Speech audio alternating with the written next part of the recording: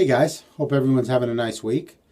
Today's shave is going to be with some new products I just got. And I'm going to be using the shaving shop. And it's Barbershop Poivre. That's what this is. Peter Chikalis' store. And I must say this stuff smells amazing.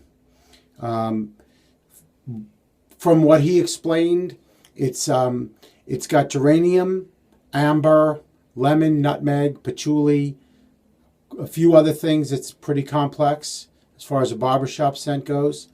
It's powdery, very powdery to me. I mean, I like that a lot. Now, this particular soap of his is created for him by a guy named Steve Kogan who owns Soap Smooth. So this guy is an accomplished artisan in his own right of making soaps. I've never used one of his products before, so this will be interesting. I'm going to match it up with the matching aftershave splash. And you could see it's a little milky, so it's one of those that you got to shake up. See it's separated. If you could see that. Okay, so very cool. My razor today is going to be my Wade & Butcher Celebrated 15/16. It's a beautiful restored razor. My brush is going to be a brand new brush I just got. It's an AMAC brush made by Anthony McKenzie. These are his some of his signature handles. This is the faux marble one. It's very nice, and it's got a synthetic knot in it. One of his synthetic knots, so I'm going to be shaving with that. Also, I just wanted to let you know to check this out. I scooped out some already to give as samples, but if you could see this, I don't know if you could see how soft this is. See this? This is a very, very soft crope, almost a cream. Very close to being a cream, actually. So what I'm going to do is I'm going to take a small bit and put it into the bottom of this bowl, and I'm going to load my brush and build it right from there. And as you know, synthetic brushes don't hold water, so I'm going to load this up. So because of that, I did not bloom this in the same fashion I normally would. Very soft. I wanted to see exactly what I was going to get, being how I'm using it with a synthetic brush, which I've never used before. And it smells amazing. I've got, I believe, a nice load going here. So it looks pretty good, nice and dense. I'm going to set that bowl down. I'll use that to just set my brush in when I'm done. And I'm just going to put a little bit of water on my face. So let me just explain to you what I did, just so you guys understand. Since it's soft, I took a portion of his soap and I put it into this metal tin. Let me take the lid off so you could see it in there. Okay, so this is the same exact soap, and what I did was, for me to conserve space, because I'm running out of room with hundreds of soaps, I'm putting portions in this and storing the remainder in another location. I can bloom this. I put this whole metal thing inside my sink with hot water and bloomed it. So that's how I've been blooming a soap that is soft. For example, I put it into a metal container that I can heat up, and metal generates, the tin generates very nicely.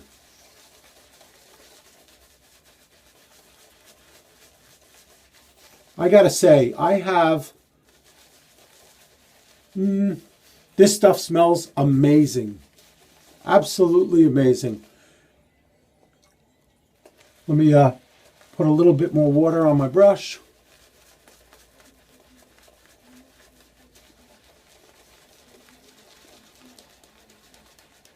It's building a beautiful, beautiful, nice, smooth. Oh, look at that. Beautiful lather.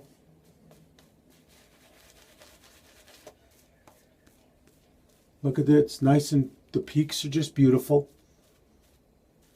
It's gigantic. Very nice.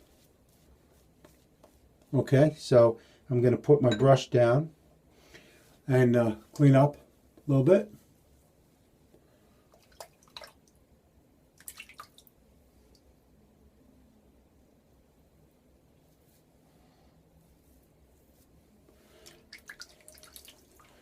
So I'm growing my hair out a little bit on the top and finding that I want to get some kind of hair care products to use. And I'm just picked this up. This is Dove's Men Care, Men Plus Care. And it's, if you could see what that is, it's a pomade. I think I said that correctly. I'm not positive. But really, really nice stuff.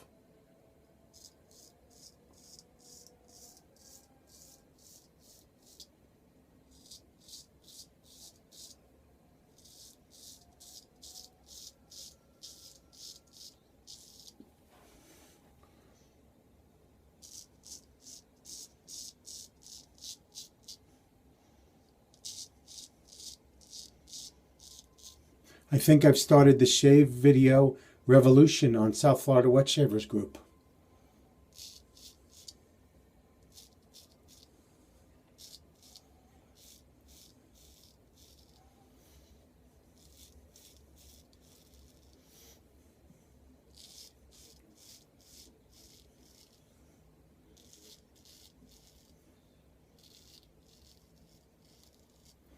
Just fantastic. Very nice. I honed this with the Zuku Wasagi.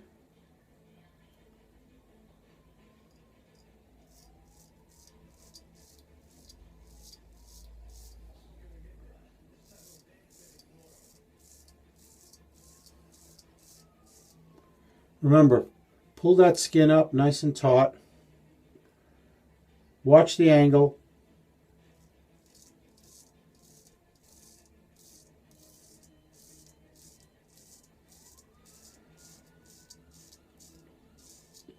Puff out your cheeks so that you're stretching the skin.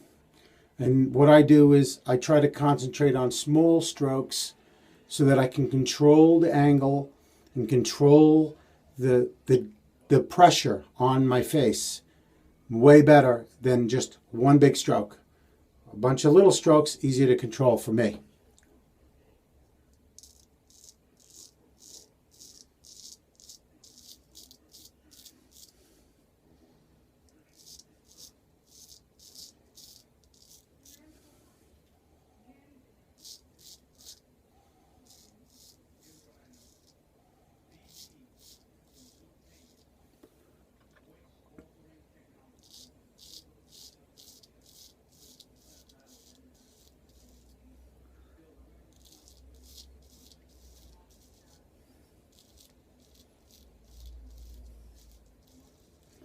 Lots and lots of very nice places out there.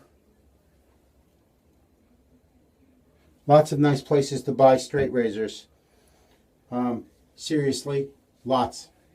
The vintage versions that I'm using, I mean, you can go a bunch of places. I know Straight Razor Designs has custom ones, and Razor Emporium sells refurbished or redone custom brushes, vintage. This particular one I got at Griffith's Shave Goods online, and this is probably four razors I got from them. Very, very nice quality. Now, it doesn't matter where you get your razor from. I always like to retouch it and hone it back up the way I like it.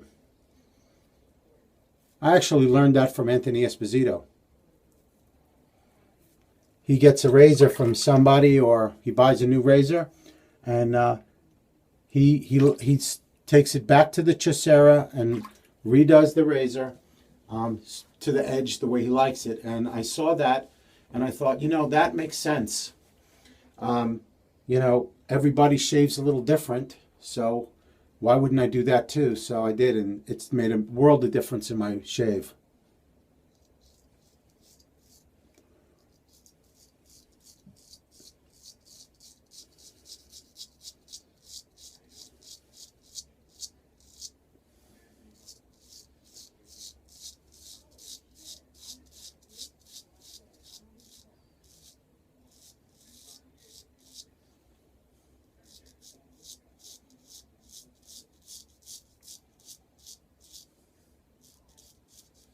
I always found that when I get to this point on my first pass and I'm going against the grain with the razor underneath my neck right here, I can tell if the edge is keen and smooth or it's going to pull and drag the rest of the shave.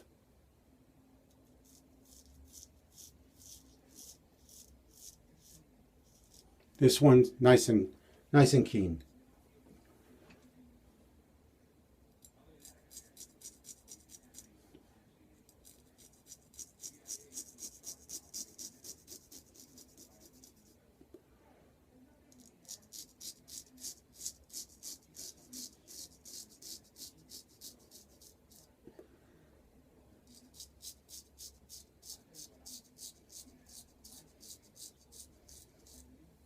I'm going to grow my sideburns down halfway. I'm going to let them grow out halfway.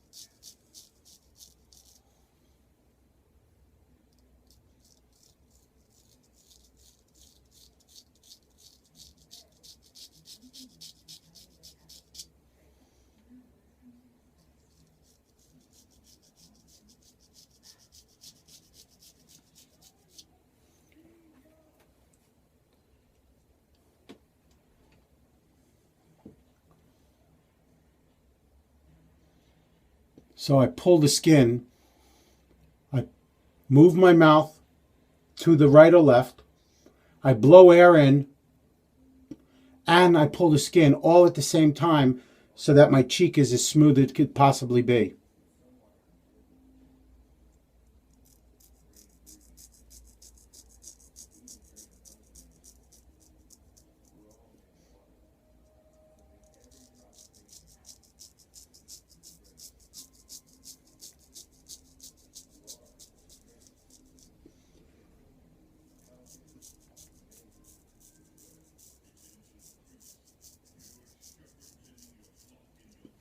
So I'm talking through the groups to a bunch of people that are just learning straight razor shaving.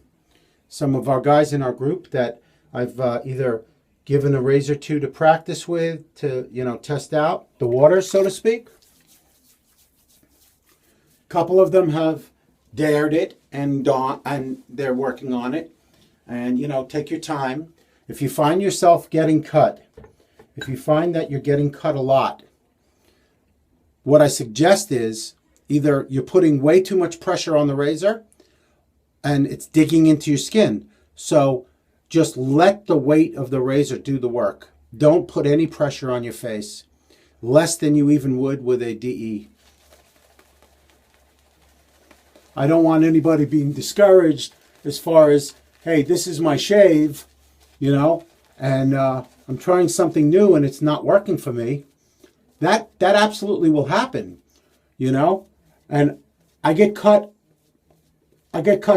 every so often myself, but you want to have moderation with that. The best way is to control your stroke, control the pressure, control the angle. Those are the things that make the difference. And I promise you, if you work on those things, your shave will just explode tenfold. It'll be the best shave you ever got. I went from my first straight razor shaves that were literally 45 minutes just to do the shave, the 3-pass shave, to 14 minutes for a shave. And that's because of taking my time, learning the technique, and concentrating when I'm doing it and having no distractions.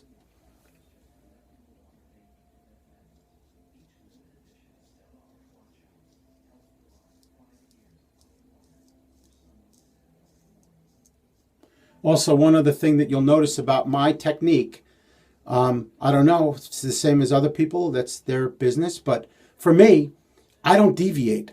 I shave exactly the same way every single time I do a pass.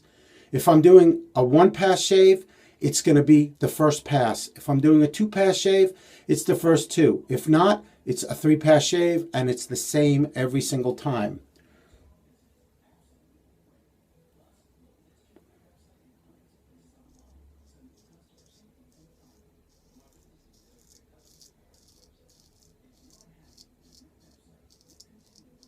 Smooth like butter. Just beautiful.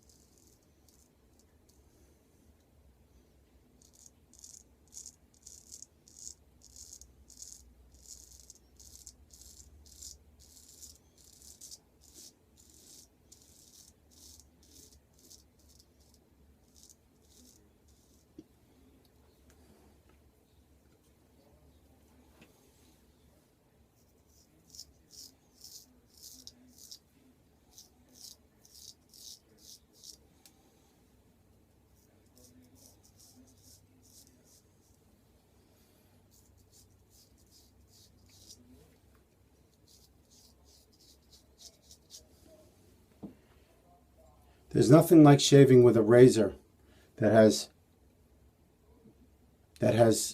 like character to it. It's got a story behind it. It's not a brand new razor that you just bought that was in a box that was manufactured last week in Germany. It was a razor that you bought that somebody took the care to restore to make look absolutely beautiful. That's could be literally hundreds of years old.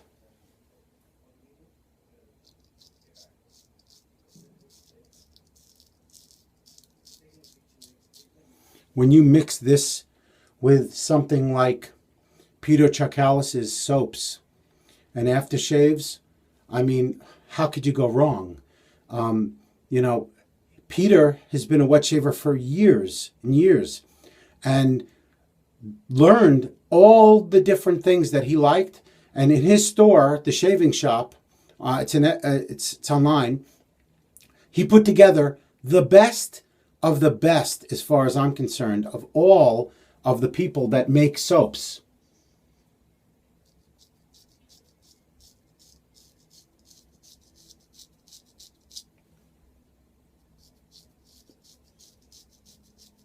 I mean, don't get me wrong. He's not a shop that you go to buy Taylor of Old Bond Street or True Fit in Hell, you know, or any of those type of, you know, larger company manufactured soaps and aftershaves.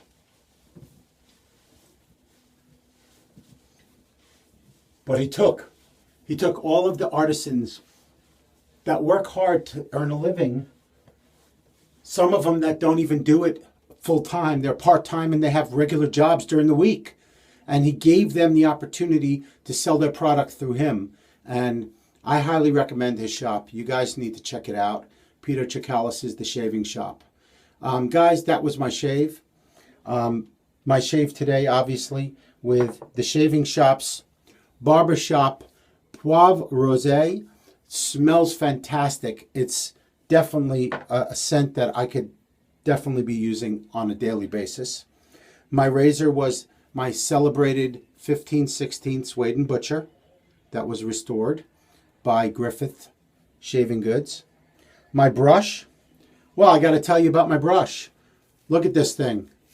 Like gangbusters, worked beautifully. Held a ton of material, great knot, easy to fit in the hand, very ergonomic. Anthony Mackenzie's AMAC faux marble handle with a synthetic knot in there. Just a beautiful brush. I have all of his knots in one brush or another, and I'll definitely be using those. And I'm going to try this out. Shake it up. Always shake up your aftershaves. And let's see. Oh, wow. That smells amazing. And again, one of my favorite things is when the aftershave is a little stronger scented than the Bloom soap. This smells really good. It's got alcohol in it, obviously, but very, very little burn. I don't get any menthol, but I do feel it on my hands and my face. It's like a moisturizer almost when it starts to work its way into my skin. Just beautiful. Thank you again for watching my videos. I love all of you guys.